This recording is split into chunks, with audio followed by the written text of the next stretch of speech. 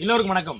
நேற்றைய தினம் எடப்பாடி பழனிசாமி அணியினருக்கு இடியை இறக்கிய கழக ஒருங்கிணைப்பாளர் ஐயா ஓபிஎஸ் அவர்கள் நேற்றைய தினம் அவசரமாக ஒரு ஆலோசனை கூட்டமானது சென்னையில் கழக ஒருங்கிணைப்பாளர்களுடைய தலைமையில கழகத்தினுடைய அரசியல் ஆலோசகர் ஐயா பண்ருட்டியார் அவர்கள், கழகத்தினுடைய இணை ஒருங்கிணைப்பாளர் அண்ணன் ஆர்வி அவர்கள் உட்பட மூத்த முன்னாள் அமைச்சர்கள் அவங்க எல்லாம் கலந்துக்கிட்டாங்க. அந்த ஒரு ஆலோசனை கூட்டத்தில் அதுல முக்கியமான முடிவுகள் எடுக்கப்பட்டதாகவும் அப்போதே சொல்லப்பட்டது. அந்த கூட்டம் முடிந்த ஒரு சில மணித்துளிகளிலே முக்கியமான அறிவிப்புகளை வெளிவந்தன.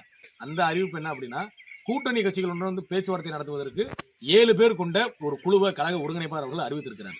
அந்த குழுவிற்கு தலைமையாக கழகத்தினுடைய இணை ஒருங்கிணைப்பாளர், சோழமண்டலத்தினுடைய தளபதி, முன்னாள் அமைச்சர் அண்ணன் ஆர்வி அவர்கள் அதற்கு தலைமை வகிக்கிறார். அதுல கழகத்துடைய துணை ஒருங்கிணைப்பாளர் முன்னாள் அமைச்சர் அண்ணன் கூப்பா கிருஷ்ணன் அவர்களும், கழகத்தினுடைய துணை ஒருங்கிணைப்பாளர் முன்னாள் சட்டமன்ற உறுப்பினர் அண்ணன் ஜேசிடி பிரபாகரன் அவர்களும், கழகத்தினுடைய துணை ஒருங்கிணைப்பாளர் அண்ணன் PHP மனோஜ் பாண்டியன் அவர்கள், ராமநாதபுரம் மாவட்டத்தினுடைய மாவட்ட கழக செயலாளர் மற்றும் மாநிலங்களவை உறுப்பினர் அண்ணன் தர்மர் அவர்களும், அது மட்டுமல்லாமல் கொள்கை பரப்பு செயலாளர்கள் அண்ணன் மருது அழகராஜ் அவர்கள் மற்றும் அண்ணன் வா புகழேந்தி அவர்கள் உட்பட இந்த 7 பேர் இந்த குழுவில் இடம்பெற்றிருக்கிறாங்க.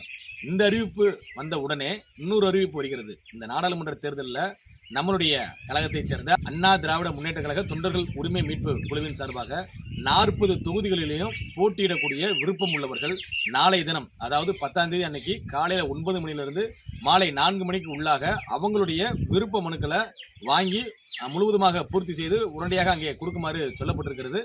நாளை தினமே மாலை 6 மணிக்கு அந்த நேர்காணலானதும், அதாவது வேட்பாளர்களுடைய நேர்காணலானதும் நாளை தினமே நடைபெற இருக்கிறது என்பதை கழக ஒருங்கிணைப்பாளர் ஐயா ஓபிஎஸ் அவர்கள் அறிவித்திருக்கிறார். இது மிகப்பெரிய ஒரு இடியாக எடப்பாடி பழனிசாமியினருக்கு இறங்கி இருக்கிறது என்றுதான் சொல்ல வேண்டும். நேற்றைய தினம் சிவராத்திரி என்று சொன்னார்கள்.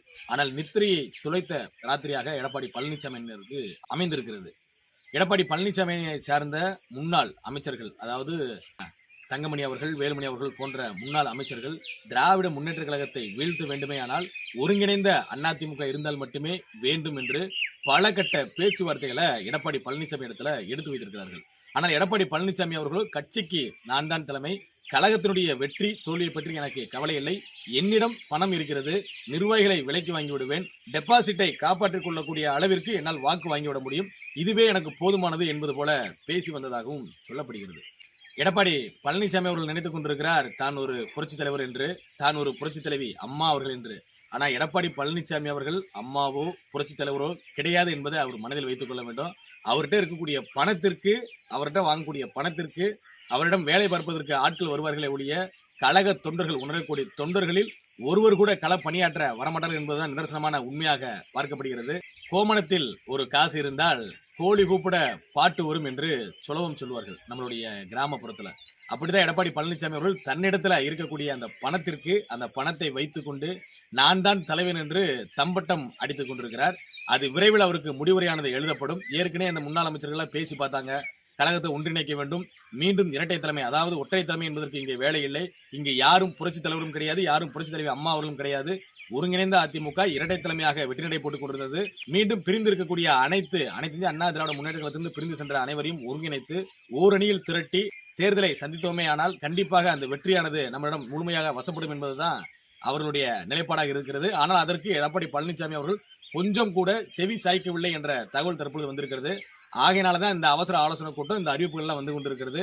கழகத்தை மீட்க வேண்டும் என்றால் கழக ஒருங்கிணைப்பாளர் ஐயா ஓபிஎஸ் அவர்களுடைய தலைமையை ஏற்க வேண்டும். அதுதான் முன்னாள் அமைச்சர்களுடைய நிலைப்பாடு, அதுதான் கழக தொண்டர்களுடைய நிலைப்பாடு.